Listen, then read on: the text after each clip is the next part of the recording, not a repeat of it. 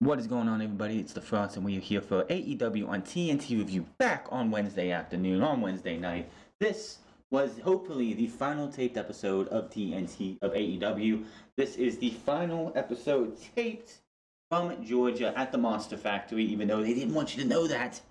But this is, of course, the final episode taped there. If they're going back to Dallas Place next week to do shows, if they do not have a crowd like they had with the talent that they had, going to take away the episode. The crowd, the little crowd that they have, was extra loud, extra vibrant. Bully Ray was on Twitter tweeting that both of these shows, because he apparently was watching both, the vibe on AEW's and NXT shows were night and day. One, because one show was at least there, whether it was 10, 15, 20 people, to 0 in NXT, that's night and day completely. I've said it. Others have said it. A crowd is needed in wrestling. We need a crowd in professional wrestling. You can do baseball without a crowd. It's a little uncomfortable, but you can do it. You don't need a crowd for golf. You don't need a crowd in hockey. You don't need a crowd in basketball as much, as long as those men and women are going out there and giving you and playing the game that they train their asses to do. They don't need a crowd. Tennis doesn't need a fucking crowd. Wrestling needs a crowd because it's 50% of the show.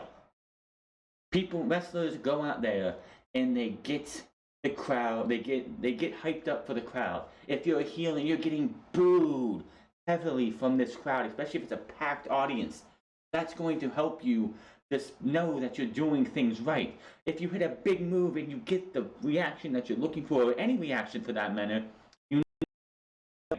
having no crowd is the dumbest thing ever. I'm glad AEW for the last few weeks has had a crowd of some sort. Like I said, right off the bat, we started with Cody and Darby Allin. And for whatever reason tonight, they've had crowds the entire time since they've done these Georgia tapings, I believe all month, or most of the month. And the crowd was there, you could tell it was there, but on this night, on this episode, for whatever reason, this crowd was hot, on fire. They were just out there being a lot louder. You had people for Darby chanting for Cody. Later matches they were chanting for Marco when he went up against Brody Lee. When Sean Spears went up against his opponent, the baby faces were chanting for his opponent. All in and all out, this was a good show with a fantastic opening and a fantastic end, and not too much bad in the middle. This was not a perfect sandwich of wrestling. This was, you had the two loaves, the two pieces of bread that were fantastic, and then you had great filling. There was some in there that was like, blah, if we got rid of that, it'd make the overall sandwich a lot better. But in all, this was a hell of a show. Now, they did start with an opening video package of these two. Cody calls the draw that they had a loss. Cody says he can't challenge for the world title being number one, which makes no sense that this guy is the number one contender but can't challenge for the championship. That him being not able to challenge for the championship should take him right out of the picture, out of the top 5.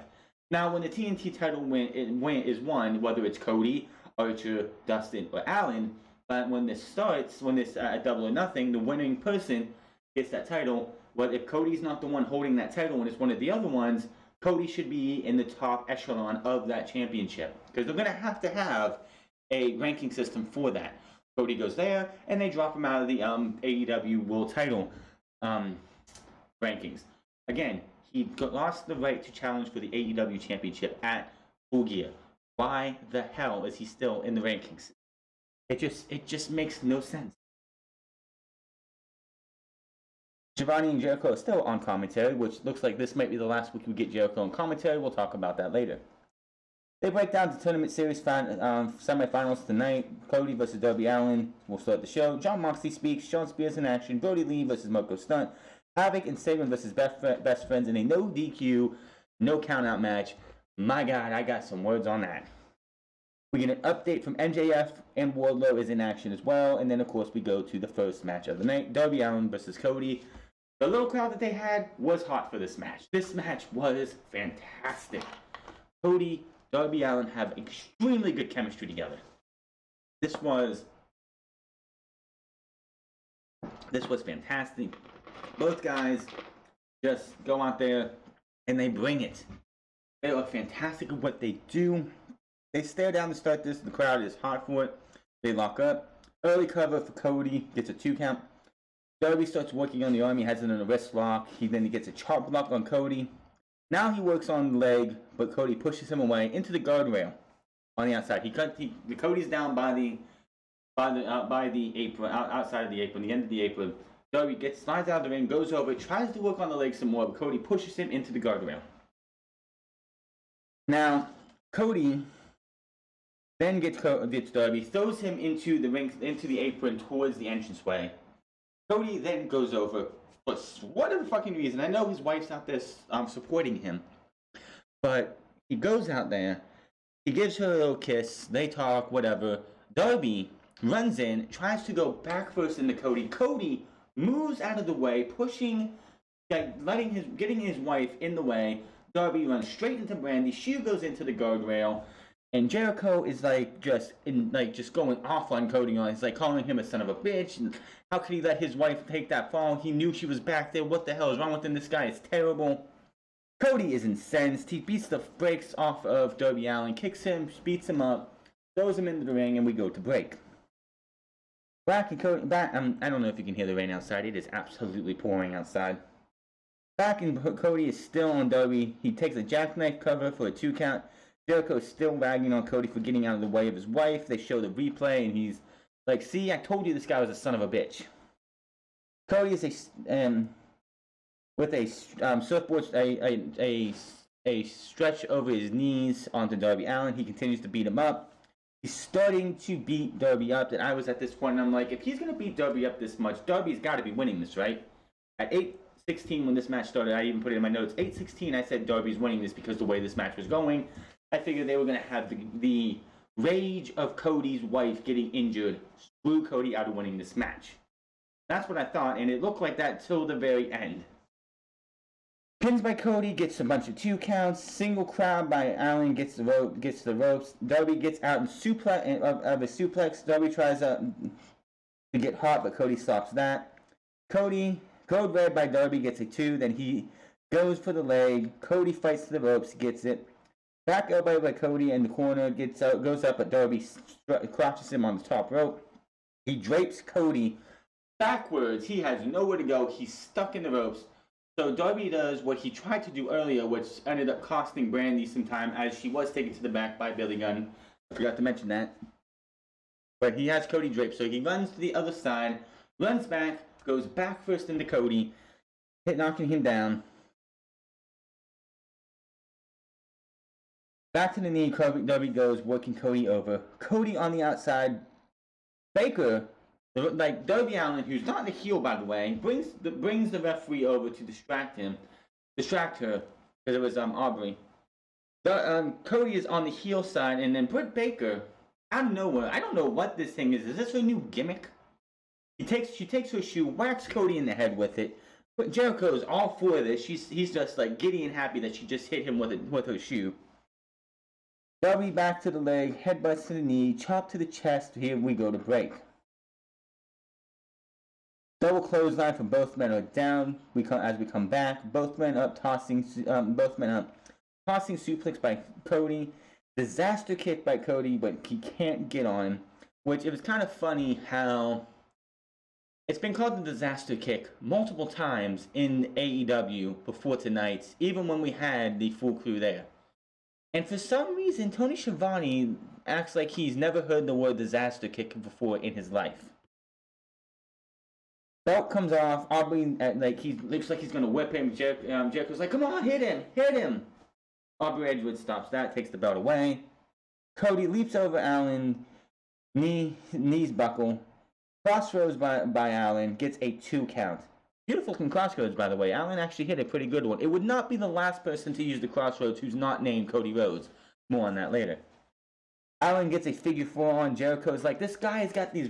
He's praising Darby Allin because he might be a few years in the business, but he's wrestling this match as if he's been in the business for 20 plus years. Which, hey, if you're getting praise from Chris Jericho at such a young age, a young wrestling career, that's gotta be great for Darby Allin when he goes back and was watching this probably for the first time. Randy comes back to ringside with a bottle of water for whatever reason. I thought this was gonna lead to maybe Cody drinks some water and spits it in Darby Allin's face. No, I don't get what the entire thing was, but he gets the bottle, goes up, but Darby grabs it, smashes him with it, goes up for a coffin drop. Cody catches him, clothesline, both men are down. Sundog Millionaire by Allin, moonsault caught, crossroads, Allin kicks out. Now, that would be a big thing usually, but of course, as Jericho mentioned, John Spears, who was at ringside for this, kicked out of 2 crossroads. Cody gave him the double crossroads, and then he kicked out. Then he put in the figure 4 and beat him by pinfall with the figure 4. Now they pan over to John Spears, and he's like cheering on Darby Allin to get up, because if anybody wants Cody outside of Jericho to lose this match, it would be Shawn Spears. Cody goes for the coffin drop, and just like the last match they had, but in reverse, Cody gets the coffin drop up, and Darby Allin gets the knees up. Then Darby goes up top, hits the coffin drop. He goes to pull Cody's leg up, but as he does that, Cody is shimming himself to slide up to where Darby Allin is pinning Cody, but Cody has one shoulder up and Darby has both his shoulders down. So when Aubrey Edwards counts the pinfall, 1, 2, 3, Cody wins, not Darby Allin. Beautiful ending to the match. Now there's a lot. This finish has a lot of it's a mixed reaction. I'm gonna explain it to you like this. When you have say you have an Olympic track star, and they're doing the 100 meters, not Usain Bolt, somebody else, somebody who thinks that they're running this meet. I'm not gonna say 100 meters. They're doing a marathon, the 4,000 meters or whatever the long one is, and they're coming down to the final turn. They look back as they're running and they see nobody's there, so they put their hands out and they're waving their hands, come on, cheer me. And as they're doing this, somebody else comes from behind and runs right past them as they cross the finish line. And that person who was leading most of the way loses because of cockiness, because of their arrogance, and for not running through the ropes, or running through the tape. That is what this was. Cody, it was the heat of the moment. Darby hits the coffin drop. He thinks he has Cody Rhodes beat, has the leg back, doesn't realize his shoulders are down, but Cody's shoulders are up. One of Cody's shoulders is up. 1, 2, 3. Beautiful way to end the match. I'm just hoping that they can drag this out to when Darby Allin beats Cody and there's a crowd. Because if Darby Allin is to have, I'd say leave it for All Out too, if that's what they're going with. If we go to All Out in August, if we have a crowd in August, maybe even September, whatever, if it's Full Gear or whatever. Whenever they have the match that Darby beats Cody, it has to be on pay-per-view. It has to be for the TNT Championship, and it has to be in front of a live audience, because when he finally beats Cody, that is going to be one of the biggest reactions in AEW history. Plain and simple. I want to see at least a couple hundred, if you look at these stadiums, these arenas they go to, if you put 400, 500 people in an arena, spread them out if you want to, which you can do, that's still a nice reaction. You would hear a crowd out there when this happens. You need a crowd when he beats Cody, because that should be a huge fucking reaction. Plain and simple. Plain and simple. So Cody wins. He moves on. Woody faces brother in a rematch of what PWI, I believe it was, called Match of the Year last year, which it was not Match of the Year. I could think of another if you gave me enough time, because I would say Will Ospreay versus Shingo Takagi was a better match than Cody Rhodes versus Dustin. Will Ospreay versus Dragon Lee was better than Dustin Rhodes and Cody Rhodes. I'm just saying. Hell, Adam Cole versus Johnny Gargano in their singles match was better than Dustin versus Cody Rhodes, and that's just me saying it. We see more of the Scorpio Sky vignette. This is the continuation of what they did last week. We're just seeing like these excerpts of them. We hear him talk about SCU, and his biggest problem with SCU at the start was the fact that Frankie Kazarian and Christopher Daniels have been teaming for years. For years, probably a decade by this time that they started SCU in 2017. Bad Influence and other type. They wanted the Bad Influence and other team names. He didn't want to be a third wheel. He didn't want to be the weak link of SCU. And it really didn't start clicking for him, or he started to get it and feel like he was right where he needed to be until BTE and "this is the worst town I've ever been in" skit got over. He didn't think that he was ever going to be that guy until that happened. And then it just started clicking. It started snowballing. And then eventually he got to AEW with them. Won the tag team titles. He feels like he's home. He feels home in AEW. He's never satisfied. A lot of these people are happy to be here, but he's never satisfied. He doesn't want to be good. He doesn't even want to be great. He wants to be a goddamn legend. Well, if AEW is still around in 15 years, guess what? Guess what, Scorpio? You are a legend because you will always be one half of the first ever AEW World Tag Team Champions. Nobody, and I mean nobody, can take that away from you. So the question is, with Scorpio Sky, you will be a legend, but what kind of legend will you be? And honestly, I think if you build Scorpio Sky up enough, and if they wanted to break SCU up, if Christopher Daniels wanted to take a backseat and just do backstage stuff, because dude's got to be fucking ready to call it a career soon. And Kazarian will be in action next week. We'll talk about that later. Scorpio Sky definitely could use a singles run, and hopefully they might be building to that. Maybe Christopher Daniels is ready to wind his career down in 2020 or 2021. Might be the last full year we see of Christopher Daniels. Kazarian might have a couple years left. And Scorpio Sky, maybe those two want to split off. Maybe Kazarian does his own thing. Maybe Scorpio Sky, maybe that's what they're doing with this, is getting ready to break Scorpio Sky out as his own guy. I'm fine with that. Let's see what the guy can do. Let's see. He had a hell of a match against Chris Jericho for the world title a couple months ago. So why the hell not? Let the guy sink or swim in AEW by himself if that's what they want to do. But if it's going to be one of those things where maybe Christopher Daniels wants to take a back seat and maybe want to, lessen himself in wrestling, because the guy's getting old. And I don't want to say that to be mean about it, but the guy's getting up there to where he's not the Christopher Daniels from 10 years ago. I mean, when he bounced down Arabian Moonsault against Pentagon a couple months ago, that looked scary as shit. So maybe, and honestly, when it comes to SCU, since the injury angle took him out, it's been mostly Kazarian and Scorpio Sky anyway. So maybe Christopher Daniels wants to take a backstage role and just be the talent relation guy. Make a couple appearances, have a couple matches every year. Have a Chris Jericho type deal where he only wrestles a couple matches, because he really doesn't need to be there, but to help get younger talents up to where they need to be. And then Scorpio Sky, the youngest of the three by a country mile, can go out there and possibly be, in the next 3 years or so, a world champion. Maybe even TNT Champion. We'll have to wait and see. Great piece on Scorpio Sky. Then we have MJF. MJF is on our screens. It looks like he's in one of his rooms in his house. His scarf is pushed up around his neck a little bit. We can't see what's hiding it. Obviously a neck brace. He talks about how he went to see his manicurist or whoever does his nails, and they were amazed. He was on death's door, and now he overhealed his hangnail, and he was ready to come back. He was ready to, get himself TV ready, but then the worst of the thing could have ever happened. He removes the scarf. He's ready. He's almost tearing up as he says he nicked himself. No man would have bled to death, but I'm MJF, of course.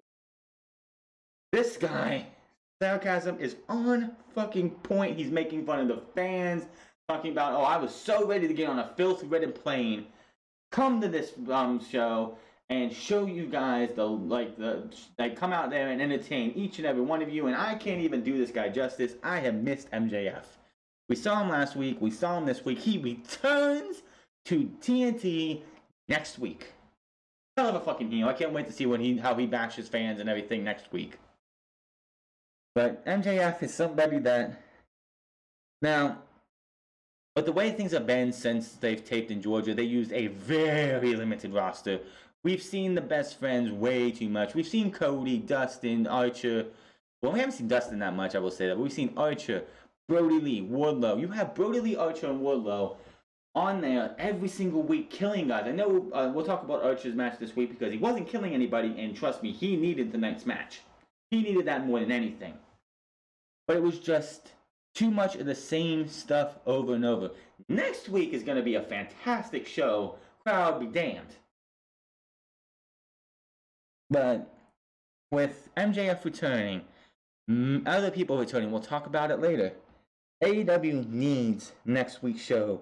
Obviously, I think the reason they want to go back to go tape stuff in Daly's place, whether it's taped, live, or whatever, is because they've seen that they've used Cody almost every week, Darby Allin almost every week, Sammy Guevara a couple times, Archer, Harper, Wardlow every single week. We don't need 3 huge monsters on one show every single week killing jobbers.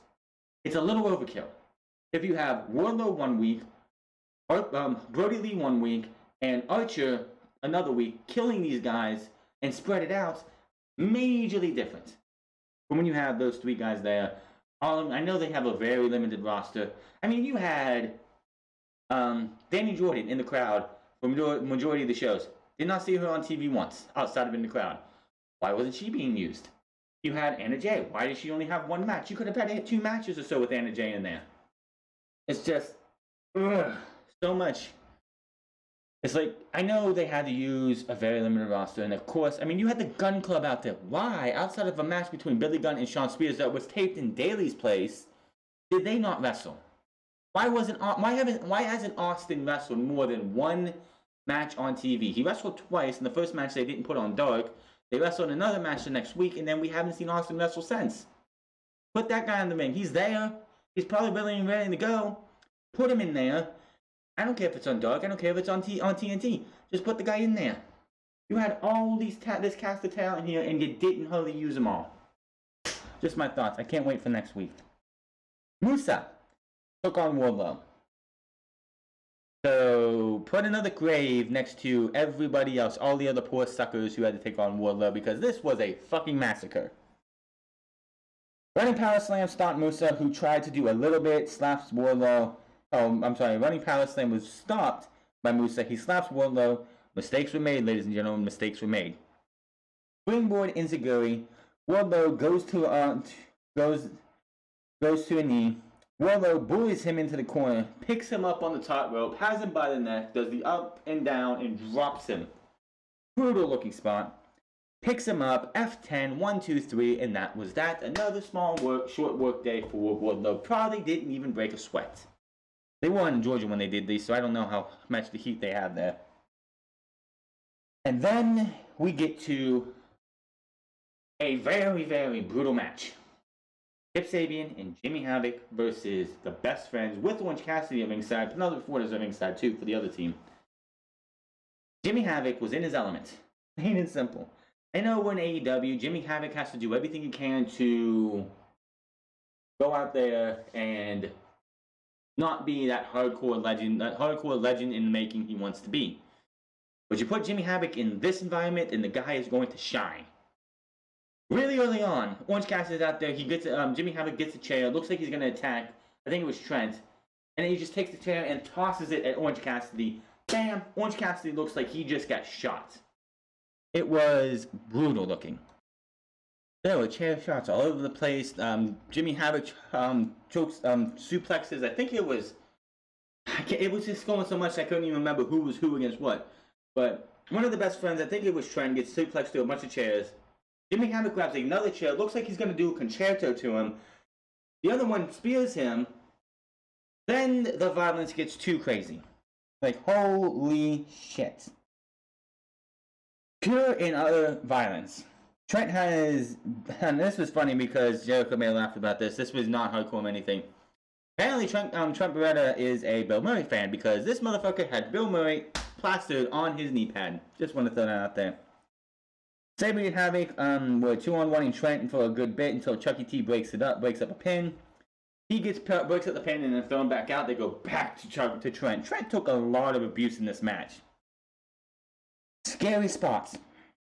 Oh my god. There was a ladder in between the ropes of one on the corner towards the end, towards the back end. The ladder was draped there. Trent was up top. Jimmy Havoc grabs him and just scoops it, like slides him off. His back hits the ladder. That looked painful. It didn't end there. Jimmy Havoc gets a bright fucking idea. Let's take 2 chairs, open them up, put them on this side together to make it look like a diamond in the middle of the ring. Let's take Trent Beretta and DVD him on there. Death Valley Driver. Then Sabian gets up top and does a coup de grace stomp onto Trent on the fucking chair. 2 count because Chuck broke it up. Orange Cassidy's back inside, back in the ring, back out there, and he gets a chair and stomps Havoc from what he was doing, takes the chair and lazily throws it, getting almost no damage. Of course, Jericho mentioned that on commentary. Then Cassidy and Ford mix it up. She tries to swipe his legs out from underneath him. He jumps off of that. Next thing you know, she tries to spear Orange Cassidy. He moves out of the way. She spears Sabian. Now, Jimmy Havoc's on top of the rope. He crouches him to where he's sitting. His back is to the ring as he's sitting on the top rope. Orange gets up, dives onto Sabian for they're out of the match. The scariest spot of the night. Chucky T grabs Havoc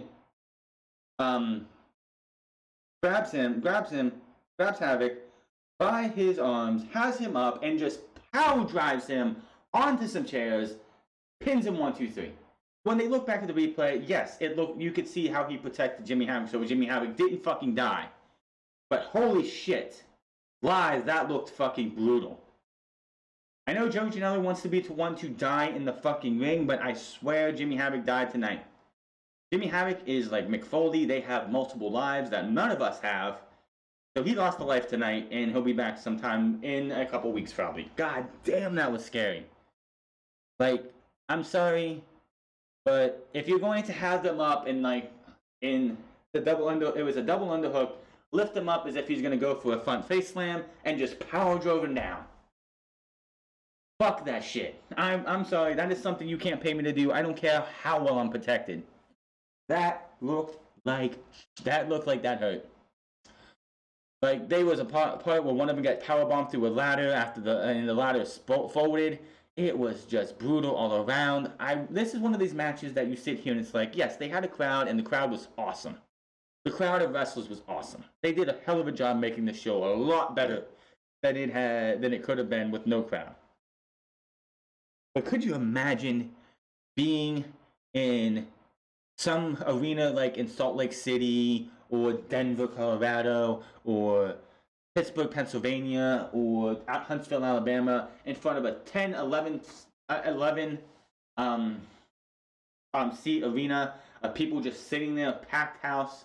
When that move got hit, you would hear, "Holy shit, you sick fuck, and this is awesome." Because those guys went out there and said, we might not have a full huge crowd like we want to. We're going to go out there and we're going to kill each other because that's what we fucking do. Hell of a fucking match. I commend each and every one of those guys. They are going to be hurting tomorrow. 1,000%. Or whenever this match happened, the next day, they felt this shit. I guarantee you, each and every one of these guys were in ice baths for hours because holy fuck. I commend each of them.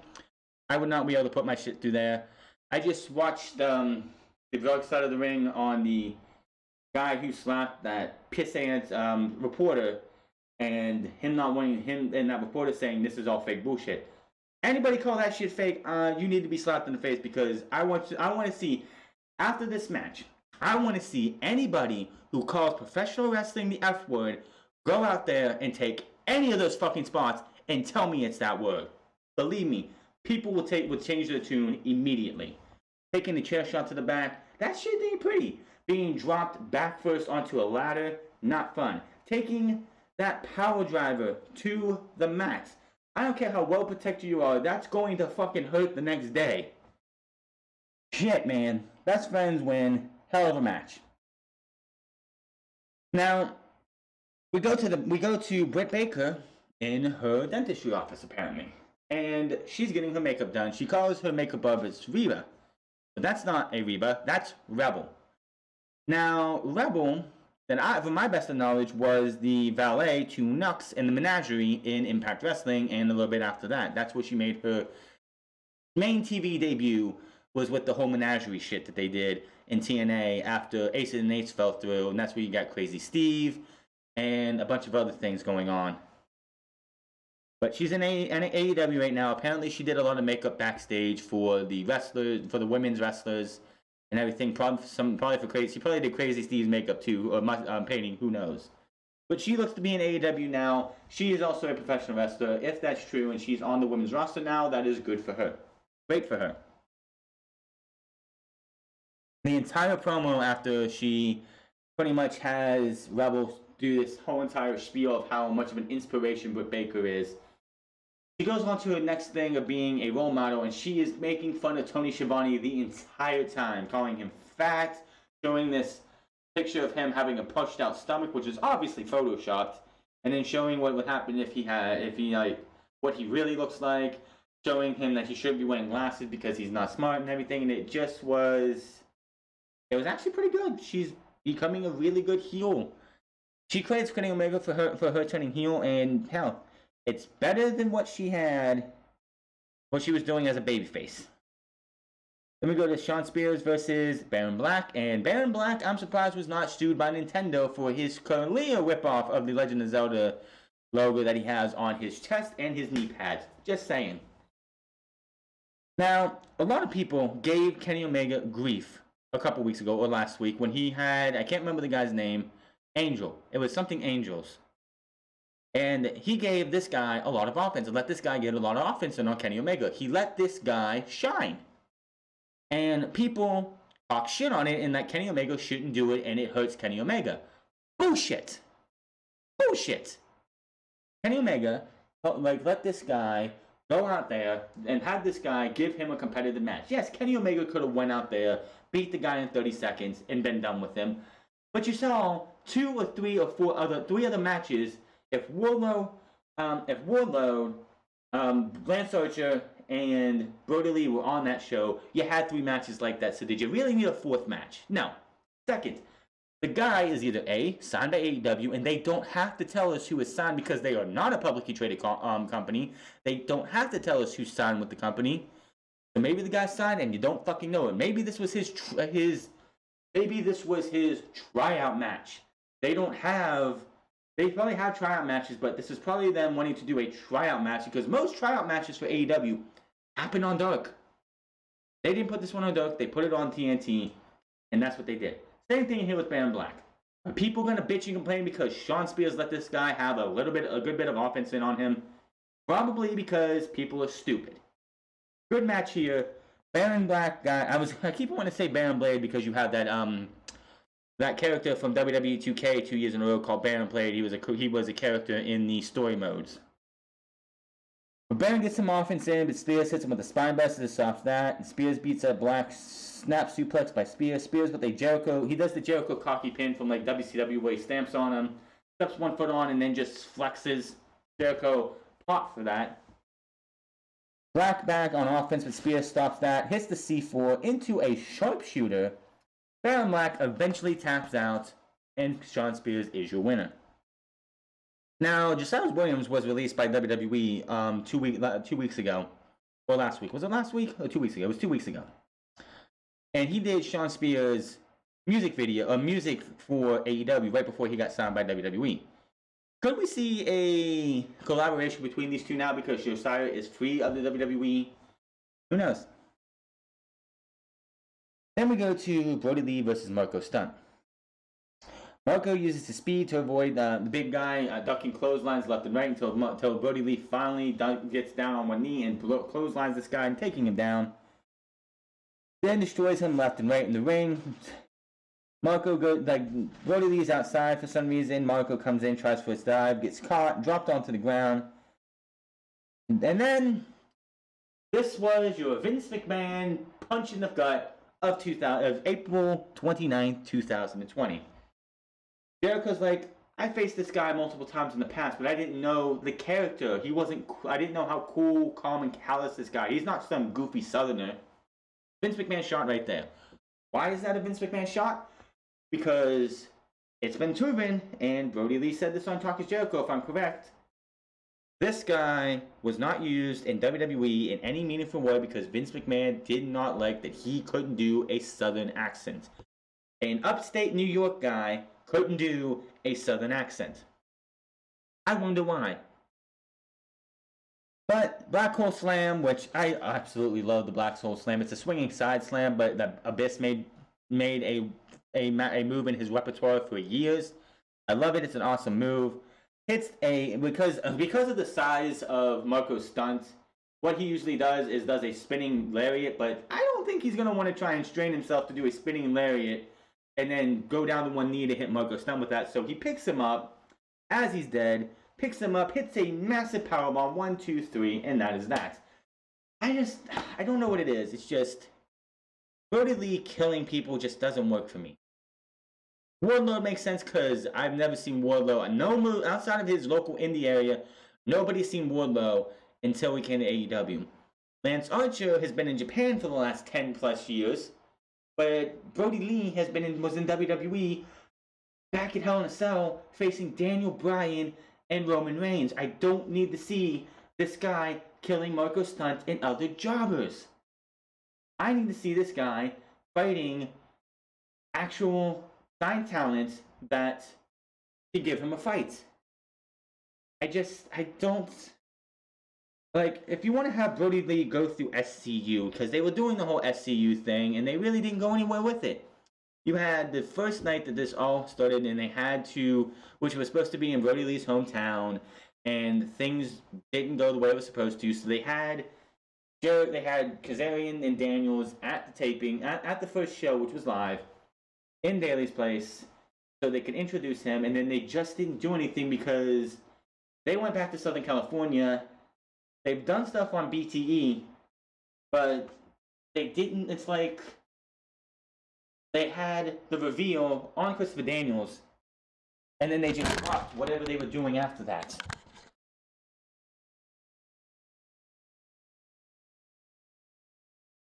It's just Brody Lee is too. I know. Oh, he's been gone. We haven't seen him on TV since October. I don't care.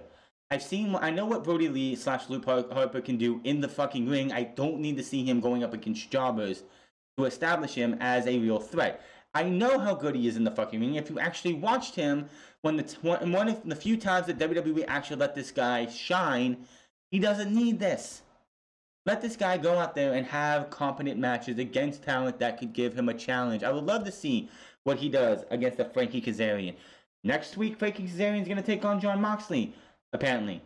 Let's see what happens if they continue the storyline with Brody Lee and the Dark Order versus the SCU. All I know is I don't really need to see this, and it does nothing for me. Brody Lee killing Marco Stunt did nothing for Brody, does nothing for Marco. Plain and simple.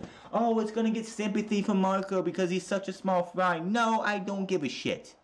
This match was useless, pointless, did nothing for nobody. Plain and simple.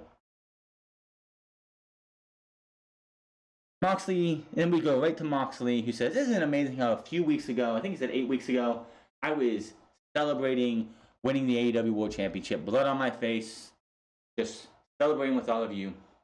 And now, a couple weeks later, you're not out there cheering and screaming your head off.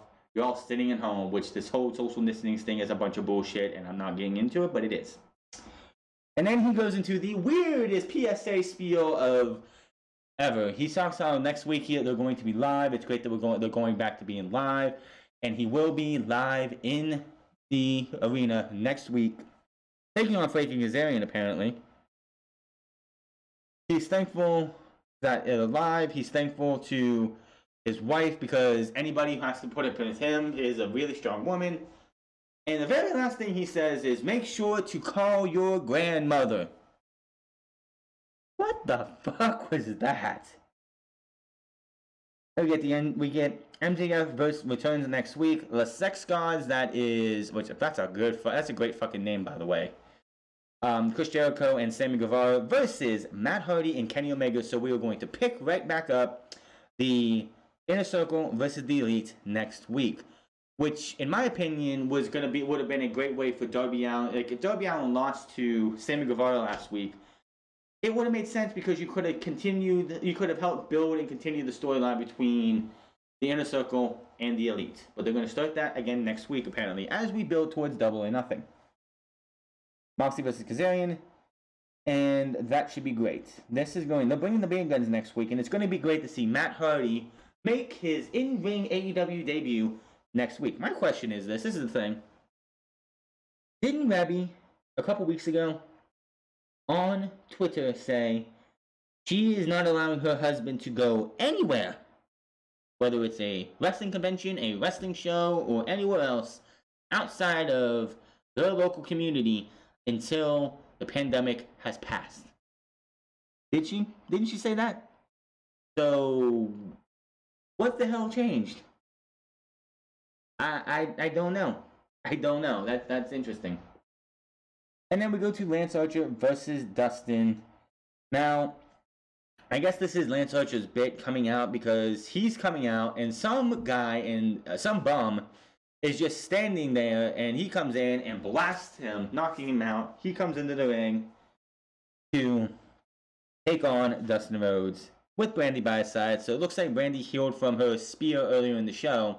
Or it's not spear, but coffin drop or backdrop into the railing earlier because she came out as if nothing happened. Makes me wonder that this match took place at the same taping as that fight because she came out as if nothing happened. No limp, no clutching her stomach as she was earlier in the show.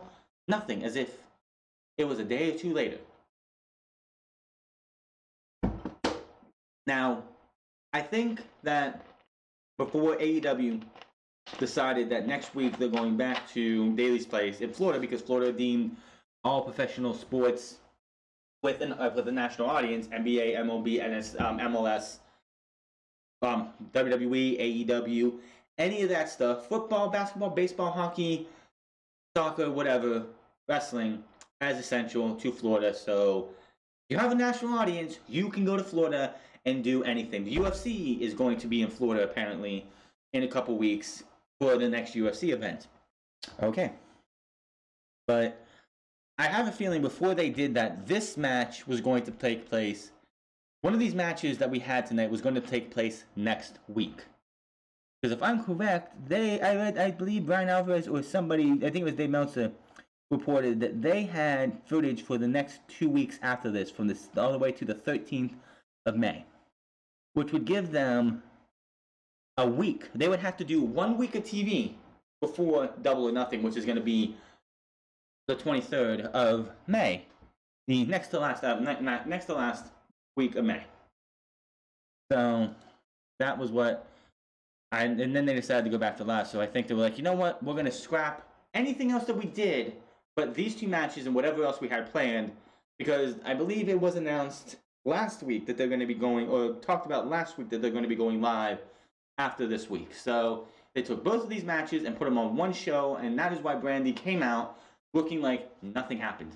Like she was fine, it was a different show, and that is why it looked like it did. Now, this was a big hoss fight, plain and simple. Lance Archer definitely needed this match. Lance Archer coming out and beating up Scrubs, just, it didn't look good for him. His match with Colt Cabana was okay. It wasn't like, Colt Cabana did get some moves in, but he stood no chance against this guy. Dustin beating Kip Sabian last week made sense, other than, besides, even before the stipulation of, I'll retire if I don't beat Kip Sabian, I kind of picked Dustin Rhodes to win that match because Do you really think Lance Archer versus Kip Sabian was going to be an enjoyable match? No. No, not at all. But we get a little bit into the match, and Archer grabs a chair, smacks it against the post, goes to hit Dustin. Dustin stops that, gets the chair, and Archer kicks it into his face. Dustin goes down. Then we see Dustin just sitting there. We've got color on the unpainted side of his face. We've got color. And if you don't know what I mean by color in the professional wrestling business, then you're an idiot. If you think I'm trying to be racist, shut the fuck up. Color is blood. It's just the way it goes. But we got a lot of color on his face, which added to the match, plain and simple. It's a main event match to go to the finals at Double or Nothing. These two guys want to win this, and Dustin wants to be the first ever TNT champion. So if he has to spill his blood to win it, he will fucking do that, and it made for a better match. He's tossed back in the ring. He's in the corner, just breathing heavy, blood gushing from his face. We go to break. But we come back. Dustin's bleeding still, and Archer just gets on him. He's like a shark in water, beating the piss out of this guy, just beating on him.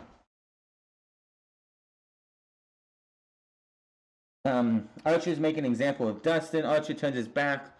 Rhodes, he turns his back for whatever reason to mock the crowd because he's on the babyface side. And Dustin with a shot. Jericho mentions, don't do that. You don't turn your back on a guy like Dustin Rhodes who's been in the business for 30 plus fucking years. That is a rookie mistake by Lance Archer, who is not a fucking rookie. But Archer with a shot of himself, and Dustin goes all the way to the other side and just leans on the rope. Dustin looks out of it. He looks dead tired. Of course, bleeding at age 50 plus is never a fun thing. Archer not giving a shit about Rhodes, but Dustin is fighting back. Rhodes kicks a strung up Archer on the thigh as he looks like he's gonna go for his kick the balls, but he gets him in the thigh as like Brandy is like, what are you doing? No. So was Aubrey was doing the same thing, and of course Jericho and Carmen's like, no, but he kicks him in the thigh because that's a smart thing to do. But it's not enough. Archer still gets on him. He's focusing on Archer's face. Archer's focusing on the face. His big clothesline by Archer. Then we focus on his face, and Archer is just smiling. He's cool. He's calm. He's collected. Even though this match has been, Dustin won't stay down. Usually a guy would be frustrated by that because he can't keep the guy down. But Archer's not that. He's just cool, calm. He's sadistic. He just wants to make this guy suffer because he knows when he beats this guy, he beats the brakes off this guy. He's got Cody next. Archer is still in control. They come back from break again. Code red by Rhodes, but he couldn't get a pin, as usually you would pin right there, but he hits him and just collapses, and they just fall apart. Crossroads by Dustin, and it only gets a 1 count. Yes, Dustin Rhodes hit. It was a pretty good looking Crossroads. Let's see. Darby Allin hit a Crossroads, and Dustin hit a Crossroads, and they both look pretty good. And MJF still can't hit a good Crossroads. Oh boy. High chokeslam, and I mean, yes, Dustin had to help with this, but this is still no easy feat. Yes, he got this guy up so fucking high. It looked like he was on, like Archer was on 1 foot when he got this guy up, and he chokeslammed him down. It's like, even if Dustin jumped up to get that, to help with that, you have to control him coming down and so he don't fucking hurt him, and Archer did it perfectly. Archer then, this was the spot of the fucking night because nobody would have seen this coming. He gets up, he has him up, and people are like, and my dad's like, oh, he's ripping off the Undertaker. Undertaker never did this though. He tight ropes from one side to the other, gets right before the next corner, then turns to the camera and does a fucking moonsault onto Dustin for a 2 count. Holy shit, that was a hell of a fucking move. Breaking it out in a move, that just shows again how good this match is and how much these two want to go to the finals. You have Dustin bleeding to try and get to the finals. Archer pulling out a tightrope moonsault that nobody ever saw coming. Popped both Jericho and Tony Schiavone on commentary, which, by the way, Jericho on commentary has been a godsend in this show over the last few weeks. just like Samoa Joe on Raw this past Monday, which was better than anything King has done over the last 10 years. Jericho has been great. Now, Archer goes for the blackout. Rhodes blocks it. Chokeslam, not as high as the last one, gets a 2. Rhodes rolls him over, gets a 2. Archer takes the turnbuckle off and just takes Dustin's head and hits it 3 times. Where's the DQ? We have had 1 DQ in all of AEW, and that was in a 2 out of 3 falls match? 2 out of 3 falls match, yes. And it was, I believe, Pac who got that DQ. So, he's out. He's out, and his head's leaning out of the crowd, is like hanging out of the ring. QT comes down, and he has a towel, and he's telling Dustin, I'm going to throw this in. Brandy's like, what are you doing? What are you doing? He doesn't want him to do it. Cody comes in, grabs the towel, and he's telling Dustin, I'm going to do it, and it needs to happen. We need to like preserve whatever little bit of your career is left. So Dustin grabs the towel. Archer pulls him back in. He's like, well, it's not going to end like that. No fucking way it's going to end like that. Takes the towel, throws it back out at Cody. Jericho's like, you should have thrown the towel, Cody. Come the fuck on. You should have thrown the towel. Archer takes Dustin's head, beats it on the mat a couple times, pulls his legs up. 1, 2, 3. Archer is your winner. Predictable finish, predictable finals. Hell of a fucking way to go. This was fantastic. If anybody needed a match like that to give themselves to be a monster, it was Lance Archer. Of the 3 big guys they're promoting as big monsters, Wardlow, I believe. Lance Archer, I believe. Not Dustin, I'm sorry. Brody Lee, not so much. Not so much. I don't know, it's just the way they're doing with Brody Lee. I just don't buy it. But that is what it is.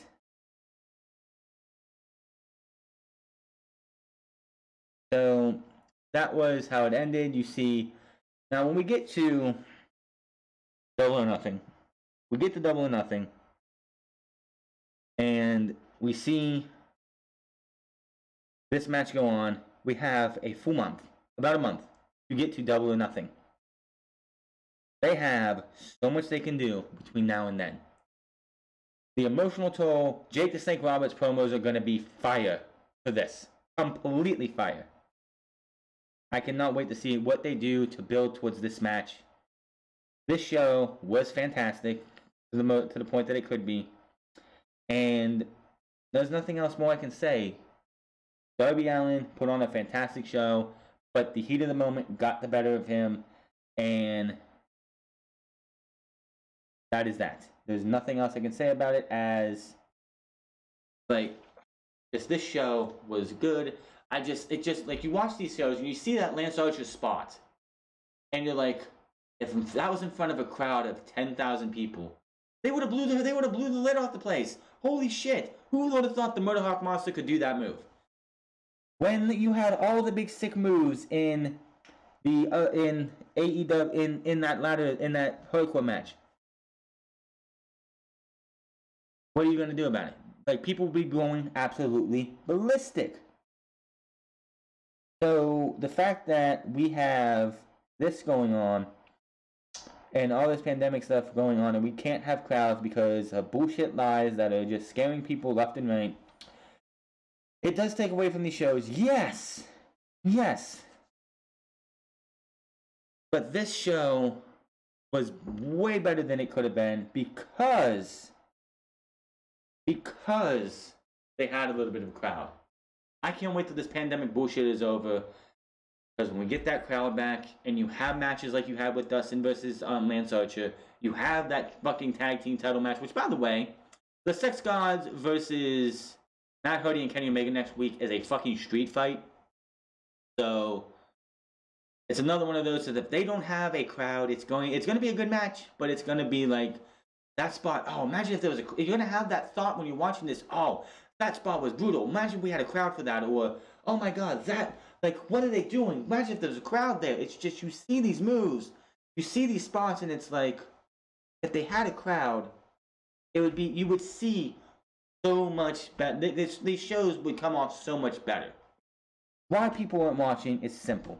They don't have a crowd, and people can't stand it. Like, the diehards are going to watch because they want to see what these guys are bringing. And again, having 20 people there, having 10 people out in the crowd, maybe there was more than 10. Like having like 12 to 13 to 15 people, heels and baby faces on each side, it makes a difference when you have like the Gun Club. The Gun Club have been a fantastic crowd for this show on their own. Austin Gunn is just honestly probably one of the best they've had out there, for the simple fact is he's out there doing everything he can to liven this up. His dad as well. Other people as well, on the babyface side for sure. The heels get into it sometimes, but it's just, well, I can't wait till this is over. But that is your AEW on TNT review. Hit that subscribe button, comment down below, like or dislike this video, find me on Twitter at The France Club, find me on twitch.tv/The France Club, and I will see you guys Friday with SmackDown on Fox.